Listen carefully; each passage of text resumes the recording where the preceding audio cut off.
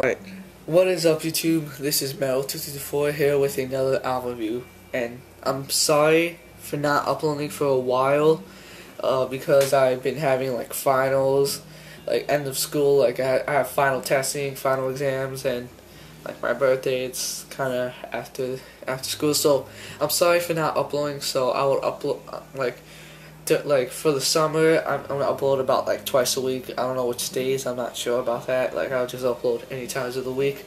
Now, oh no, not talking about me, not talking about the channel. This I'm going to review. As you can see in the title, I'm reviewing In Flames' Clayman. Now, actually, I'm not joking about this. This is actually the first pressing of it. This is the original one.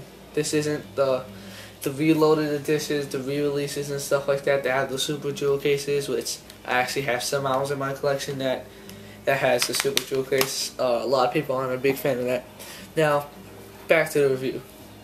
Now, for those of you guys who don't know who In Flames are, they are a melodic death metal band from Gothenburg, Sweden.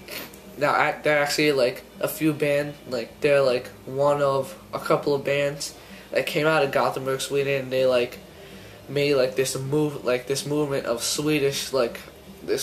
bands that came out of Gothenburg, Sweden, and like they created the genre of melodic death metal. Now melodic death metal was actually influenced by like thrash metal and thrash and death metal mostly.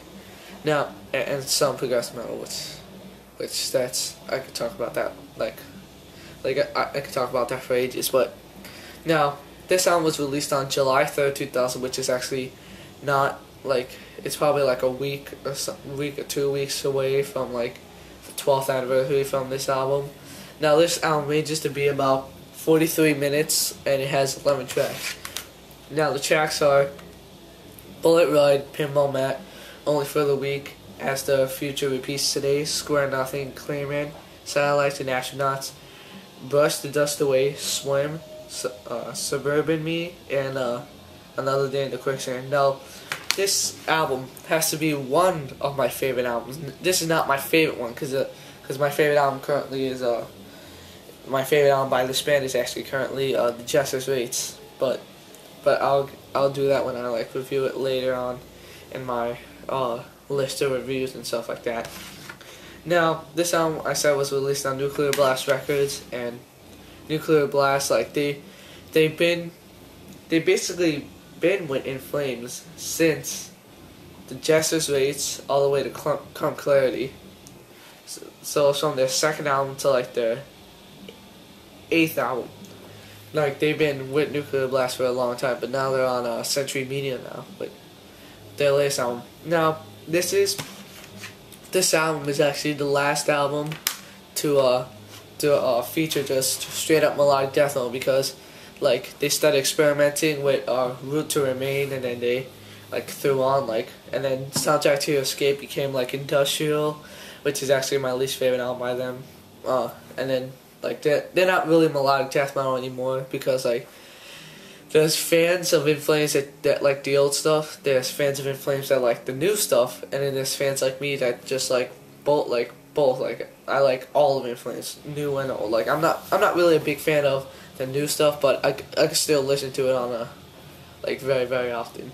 So this album is like, the lineup is basically the classic In Flames lineup, which is Anders Fridgen vocals, Bjorn Gello T, guitars, Peter Iwers bass, Jesper Stromblad, I don't know if I'm pronouncing that correctly, Jesper Sprumlad guitars, and Daniel Svensson drums. Now Jesper quit the band in 2010 because he needed to like go to rehab because he was like an alcoholic, and they replaced him with their new guitarist Nicholas. So this album, I would have to say I would give this a solid 8.5 out of 10, because like this album is just really this album was actually the first album of In Flames to feature clean vocals, because they have clean vocals on like some songs like Pinball Map and other tracks like that. But this album is actually a really like, this is basically an album that like some of the songs have like, they're like soft, like the beginning is like soft, and then they go to the harsher and aggressive and stuff like that. So it's actually really good to listen to it. I told you this isn't my favorite In Flames album, because my favorite is of course Chester's Race, but I'll get to that later. So I would say my top 3 songs off the album is I would say 3, track 2, Pinball Map, 2, track 5, Square Nothing, and 1, Satellites and Astronauts, track 7.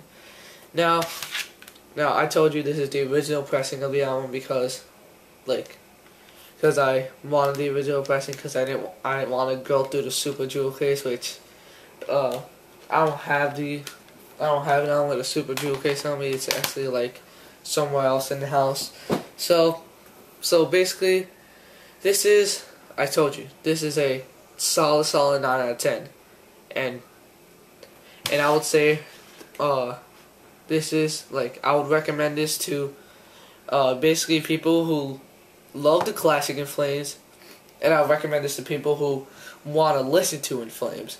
Now I know a lot of people, when they get into In Flames, they get into Take This Life because of freaking Guitar Hero, which Guitar Hero pisses me off. I'm not a big fan of Guitar Hero at all, because it's just freaking classic shit. It's just classic metal.